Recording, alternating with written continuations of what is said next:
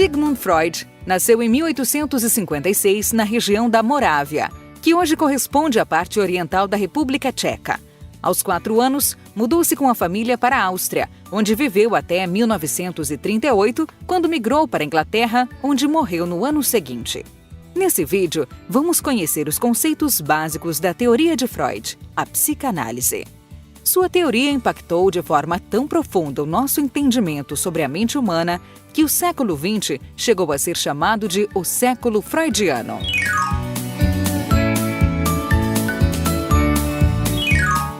Nossos processos mentais, segundo Freud, ocorrem de forma encadeada, ou seja, nenhum pensamento, sentimento ou lembrança acontece isoladamente, por acaso, como se surgisse do nada. Não.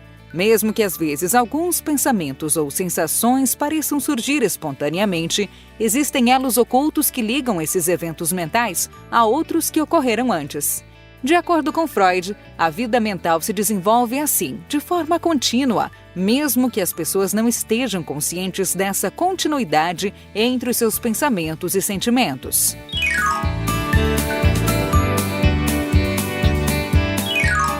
O consciente é a parte da sua mente que lida com todas as informações das quais você está ciente em um dado momento.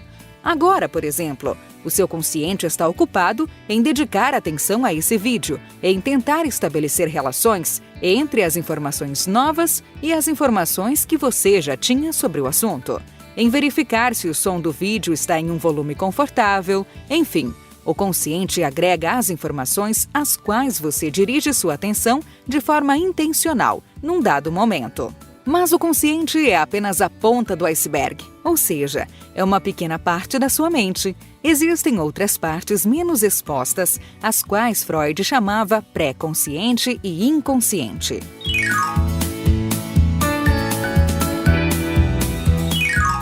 Imagine o inconsciente como a parte mais submersa de um iceberg. Lá ocorrem processos mentais que nunca foram conscientes e que não podem ser acessados pelo consciente, a não ser em situações excepcionais. É nesse lugar inacessível que também ficam guardadas informações que foram excluídas do consciente e que não podem ser lembradas, pois foram reprimidas ou censuradas. Lembranças traumáticas, por exemplo, podem ser enviadas para o inconsciente e permanecerem lá, influenciando indiretamente a vida mental do indivíduo sem jamais serem lembradas novamente.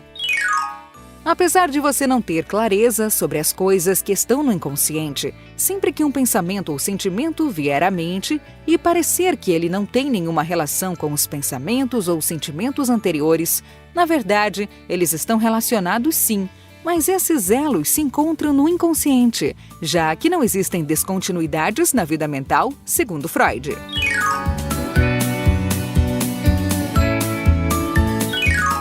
O pré-consciente é uma porção do inconsciente que facilmente se torna consciente. Então, ele seria o equivalente àquela parte do iceberg que está imediatamente abaixo do nível da água e que é facilmente acessível. Todas as suas memórias que podem ser lembradas, tipo o que você comeu no café da manhã, o nome do cachorro da sua tia ou as coisas que você aprendeu nas aulas de geografia do 6º ano, são memórias que se encontram no pré-consciente. Então, imagine que o iceberg completo representa toda a sua consciência dividida em 3 partes. O consciente, essa parte que está sempre acima da água e que representa uma pequena parte da sua consciência. O pré-consciente, essa parte que está apenas um pouco submersa e que pode ser acessada com certa facilidade. E o inconsciente, a parte profundamente submersa da sua consciência e que jamais esteve acima do nível da água. É no inconsciente, como vimos, que habitam processos e elementos que não são acessíveis ao consciente. Alguns desses elementos são as pulsões.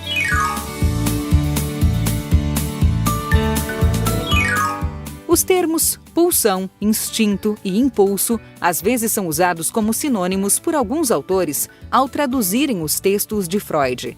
Nesse vídeo, utilizaremos o termo pulsão. Todos temos pulsões, que são pressões ou necessidades que nos dirigem a um determinado fim. Toda pulsão tem uma fonte, uma finalidade, uma pressão e um objeto. Para entendermos melhor, podemos fazer uma comparação entre a pulsão e a sede. A sede tem uma fonte, que é a necessidade de líquidos para hidratar o corpo. Tem uma finalidade, que é a de reduzir essa necessidade até que o organismo esteja satisfeito. Já a sua pressão é a quantidade de energia que uma pessoa emprega para satisfazer a sede. Isso vai depender da intensidade ou urgência da sede. O objeto, por sua vez, não é apenas o líquido, mas tudo o que alguém faz para satisfazer a sede. Por exemplo, levantar-se, ir à geladeira, escolher um líquido e bebê-lo. Apesar da comparação, a sede é uma necessidade fisiológica. Já a pulsão é uma necessidade psíquica e, ao mesmo tempo, orgânica. Ela está ali na fronteira entre o mental e o físico. Toda a diversidade de pulsões foi organizada por Freud em 2 tipos básicos: pulsão de vida e pulsão de morte.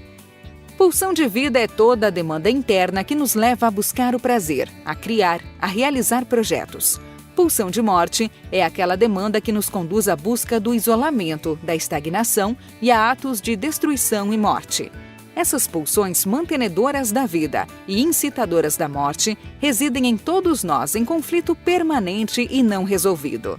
E a maior parte dos nossos pensamentos e ações é resultado não de apenas uma dessas forças, mas de uma combinação das duas.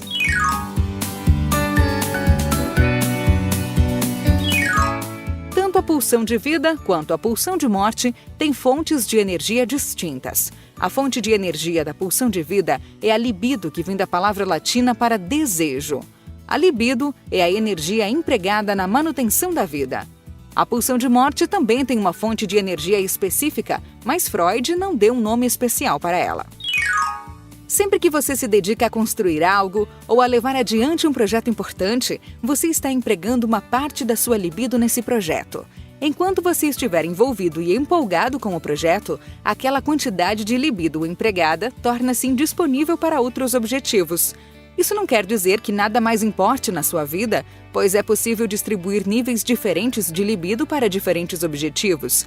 Mas quanto mais interesse um determinado projeto desperta em você, isso indica que maiores níveis de energia estão sendo investidos naquele projeto. Por isso, em situações de luto nas quais a pessoa enlutada perde completamente o interesse por suas ocupações normais, parece haver uma retirada de libido dessas atividades e uma aplicação extrema de libido na pessoa que foi perdida.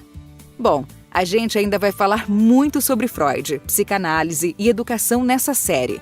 Mas esse primeiro vídeo sobre os conceitos básicos vai ficando por aqui. Eu vejo você no próximo.